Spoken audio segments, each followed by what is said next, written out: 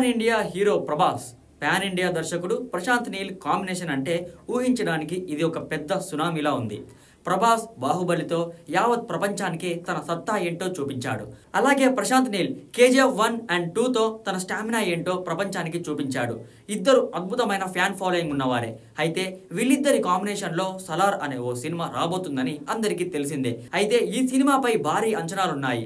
ప్రేక్షకులు చాలా రోజుల నుంచి ఈ మూవీ రిలీజ్ కోసం వెయిట్ చేస్తున్నారు. ఎట్టకేలకు ఈ సినిమా ఈ రోజే వరల్డ్ వైడ్ రిలీజ్ అయ్యింది. ప్రభాస్ మ్యానియాతో అడ్వాన్స్ బుకింగ్ అయితే ఓ రేంజ్లో అయ్యాయి. ఇంతవరకు ఏ సినిమాకి రాని విధంగా జరిగాయి. ఈ సినిమా ఎలా ఉంది అనేది ఒకసారి రివ్యూకి వెళ్ళి చూసేద్దాం. ఈ సినిమా కథ విషయానికి వస్తే వరదరాజు మన్నార్ అంటే పృథ్వీరాజ్, దేవా అంటే ప్రభాస్.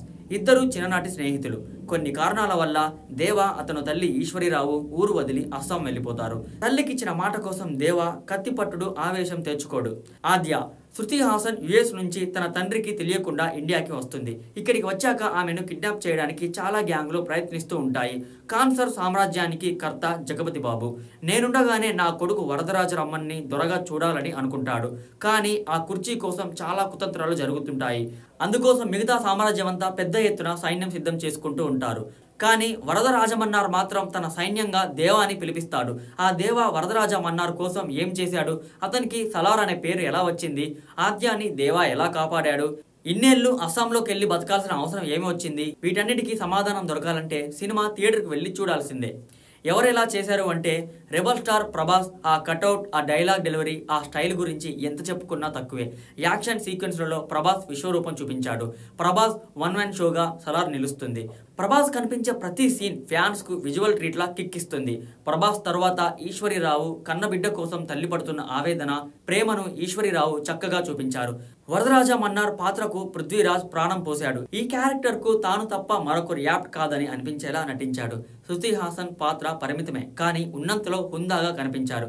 మిగిలిన నటీనటులు జగపతి బాబు, శ్రేయా రెడ్డి, బాబీ సింహ, టీను, ఆనంద్తో పాటు డిఫరెంట్ గెటప్లలో కనిపించి వాళ్ళ పాత్రలకు న్యాయం చేశారు. సాంకేతిక విభాగం గురించి మాట్లాడుకుంటే ముందుగా దర్శకుడు గురించి మాట్లాడుకోవాలి. ప్రశాంత్ నీల్ అంటేనే హీరోని ఎలివేషన్ చేయడంలో ముందుంటాడు. ఈ సినిమాలో కూడా ప్రభాస్ ని చూపించిన విధానం పీక్ అని చెప్పాలి. ప్రభాస్ ని అమాంతం పిండేశాడు.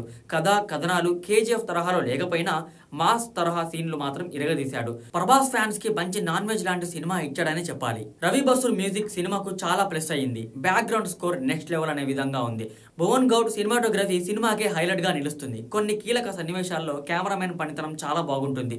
సినిమాలో నిర్మాత విజయ్ కిరందూర్ పాటించిన ప్రొడక్షన్ వాల్యూస్ చాలా బాగున్నాయి. ఫైనల్ గా చెప్పాలి అంటే సలార్ ప్రభాస్ ఫ్యాన్స్ కు పండగ వాతావరణం సృష్టించింది అనే చెప్పాలి. ప్రభాస్ తన లుక్, యాక్టింగ్, యాక్షన్స్ తో అభిమానులను మెస్మరైజ్ చేశాడు. ప్రభాస్ కొత్త ప్రభాస్ ని చూడటం ఖాయం. సినిమాపై అంచనాలు ఎలా ఉన్నా ఈ వారం మాత్రం ఫ్యాన్స్ కి పూనకాలే. సలార్ లో ప్రభాస్ కటౌట్ కు తగ్గ action sequence, heroism, goose bumps ఇచ్చే ఫైట్స్ కి ఏ మాత్రం కొదవలేదు. ఇది వరల్డ్ సినిమా. ప్రతి ఒక్కరూ స్క్రీన్ షేర్ చేసుకోవాలి. ఇలాంటి సినిమాలు థియేటర్లోనే చూడాలి. మాస్ ఆడియన్స్ అయితే సినిమా చూస్తున్నంత సేపు విజువల్స్ ఎంజాయ్ చేస్తూనే ఉంటారు. అన్ని కమర్షియల్ హంగులు ఉన్న సినిమా. KGF తో అస్సలు పోలికవద్దు. ఇది వేరే లెవెల్. ఇంకెందుకు లేట్, మీరు కూడా మీ దగ్గరలో ఉన్న థియేటర్కి వెళ్ళి చూసి ఎంజాయ్ చేయండి.